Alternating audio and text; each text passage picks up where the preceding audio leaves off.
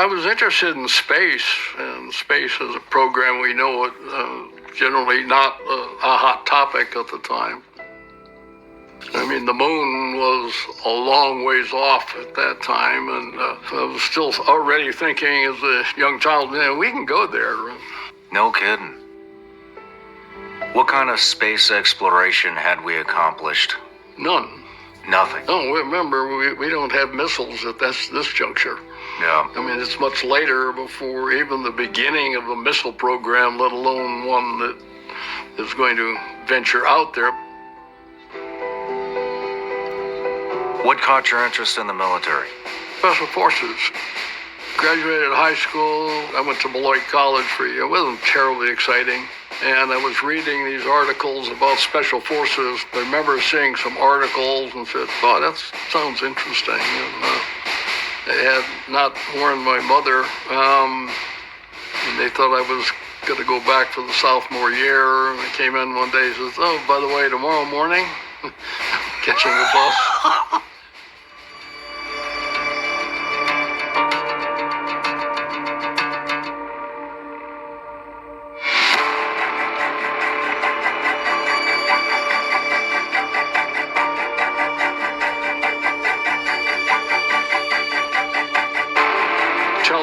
Wanted to go straight to fusion, and the atomic bomb was fission, and fusion jumped it up. What was the response from regular American citizens when that bomb was dropped? This was not something that was carried in the public until Hiroshima and Nagasaki. Do not have our understanding of nuclear energy at the time. I mean, it's not even a concept for 99% of the people.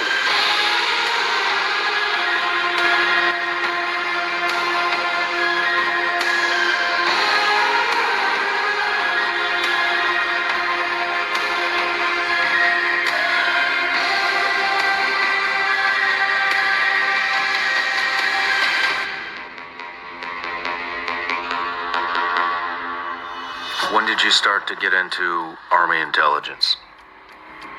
So I wrote an article that was called The New Middle Battlefield. And this talked about remote viewing and psychokinesis, and a lot of it had come out of what the Soviets were doing. So I submitted the article to Military Review. The editor of Military Review at that time had a near-death experience. So instead of just an article that he chooses to print, it became the cover article. So I had become interested in near-death experiences. This gets into the really weird stuff, but this was one of the most impactful near-death cases because it goes back to Vietnam. They were flying on Cobras and went out over this forested area, and all of a sudden the 51 opens up on him and breaks his leg. They hit, and next thing he knows, he's out of his body up above, and there's a hooded figure. Whatever this is, it is more complex than you can possibly imagine.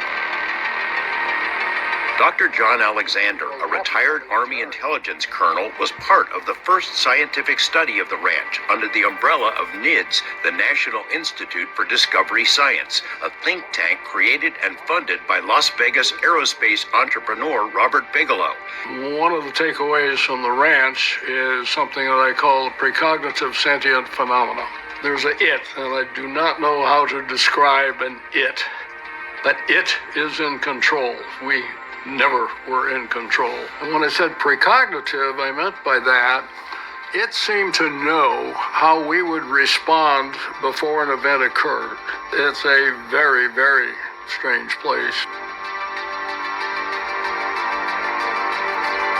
And quote the Bermuda Triangle, and there was an area out there had dived on what we think of pre-cataclysmic civilizations, and so I had personal interest. And when I was in Hawaii, had done a number of talks and met with people, and I was getting more actively involved. Can you describe the Hutchinson effect? Heavy items would levitate things would disintegrate. There was one photo, they had two pieces of wood with a rat tail file in between it, and it's just being exposed to this field effect. And you see the thing look like a filament on a light, back in the filament days there. And you see it light up, burn, and drop. It literally burns in two. More exciting, pick it up after and it's cold. Where do you think consciousness exists? Oh, consciousness is. We exist because of consciousness, not the other way around.